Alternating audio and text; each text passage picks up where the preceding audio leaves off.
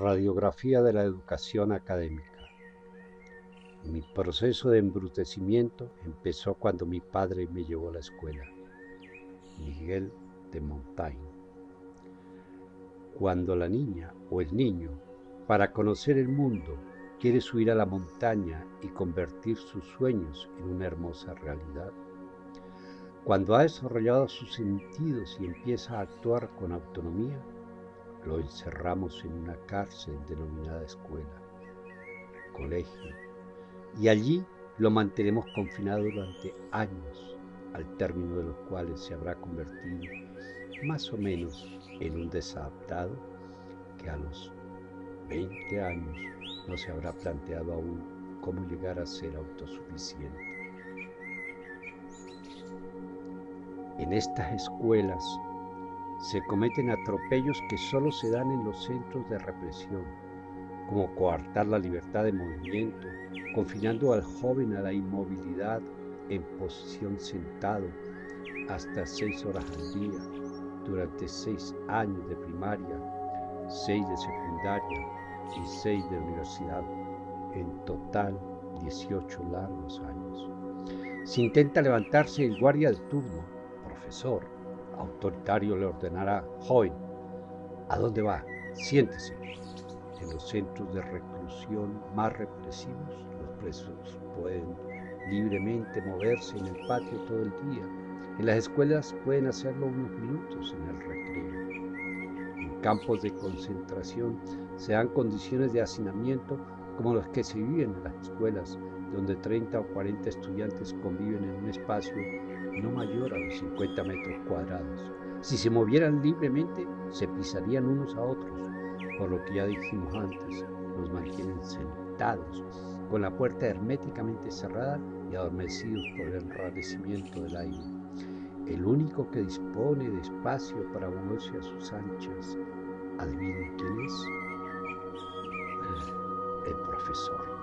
Este confinamiento se torna más dramático si tomamos en cuenta que el joven se traslada también sentado en bus hasta su hogar, come sentado, hace los deberes sentados, termina el día sentado frente al televisor y luego le preguntamos: ¿qué haces sentado que no te mueves?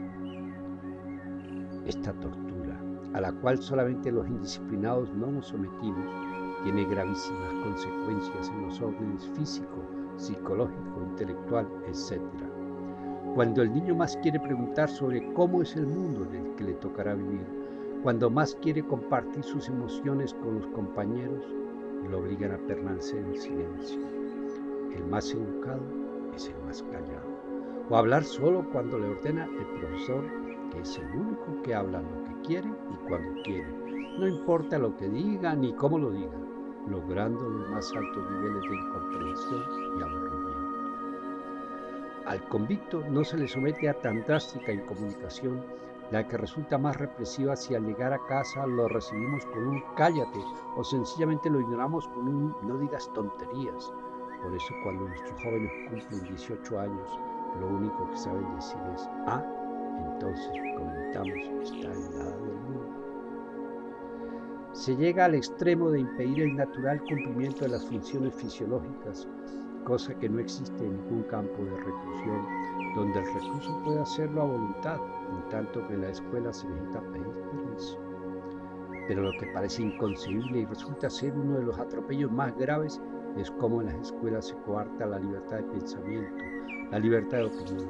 Estudiante que se atreva a discutir, a contradecir la forma de pensar del profesor, a discrepar en su método de enseñanza, estudiante que cae en desgracia. ¿Recuerdan ustedes eso de al fin de año hablamos, joven?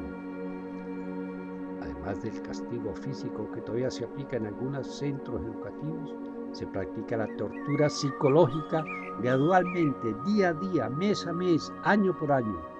Tortura que a muchos ha llevado a huir de estas escuelas y en algunos casos hasta el suicidio. La tortura que referimos se llama cero o mala nota.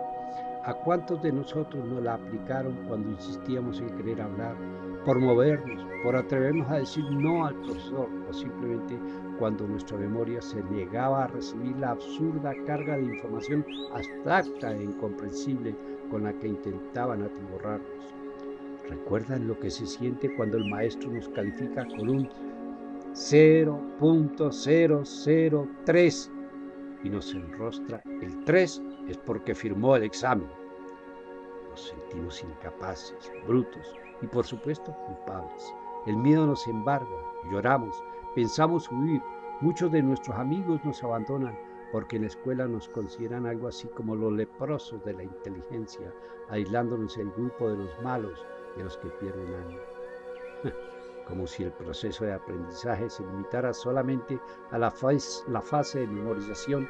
A partir de la represión se nos obliga a aprender una montaña de información de la cual lógica y afortunadamente olvidamos años más tarde el 90%, por no tener oportunidad de confrontarla con la práctica y que de cualquier manera no nos será útil para otra cosa que no sea llenarnos sin ganas, puesto que sus contenidos no responden a las necesidades planteadas por nuestras comunidades y países subdesarrollados, y menos aún a la gran necesidad de formar hombres honestos, solidarios, amantes de la naturaleza y de la vida.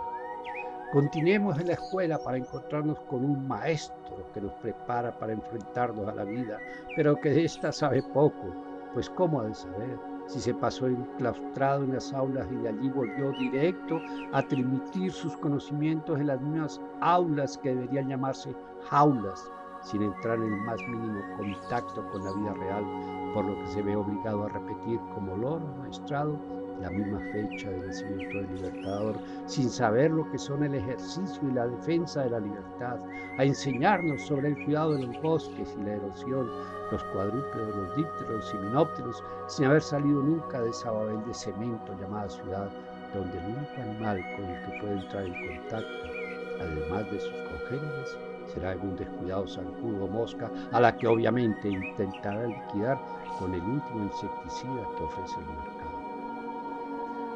Este maestro que en el colmo de su ignorancia se cree depositario de la ciencia y la verdad, también ejerce el poder de manera vertical, sin tener en cuenta para nada la participación democrática del estudiante, hasta convertirlo en un domesticado, masificado e indiferente, con un acervo de conocimientos teóricos, entre comillas, suficiente para formar parte del alto índice de desempleados que en el mejor de los casos algún día llegarán a ser trabajadores improductivos, profesionales mediocres, burócratas inservibles, líderes deshonestos e incapaces, o quizá maestros que educarán a nuestra juventud, que es el futuro de la patria.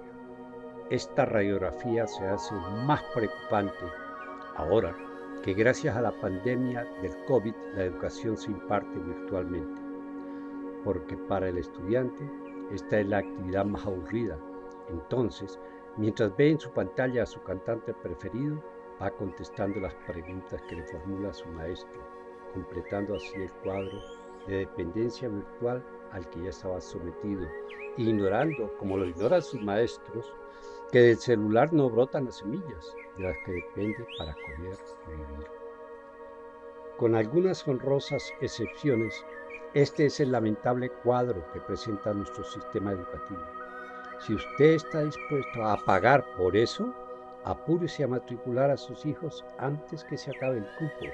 Pero eso sí, pida un préstamo o un sobregiro al banco porque ningún dinero le va a alcanzar para la matrícula, la pensión, el uniforme, los libros, el transporte, los servicios anuales, la cuota para la junta de padres de familia, para el día del maestro, etcétera, etcétera.